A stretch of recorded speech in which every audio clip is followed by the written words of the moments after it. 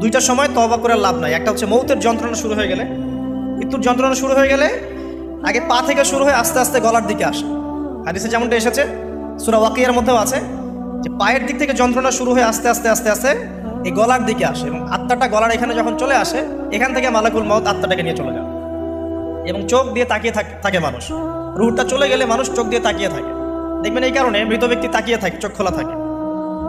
এবং তখন আসমান থেকে সিঁড়ি নামিয়ে দেওয়া হয়, ওই সিঁড়িতে করে আত্মা চলে যাচ্ছে, ও তাকিয়ে দেখে যে আত্মা চলে যাচ্ছে। এবং মানুষ মারা যাওয়ার পরে চোখ জীবিত থাকে অনেকক্ষণ।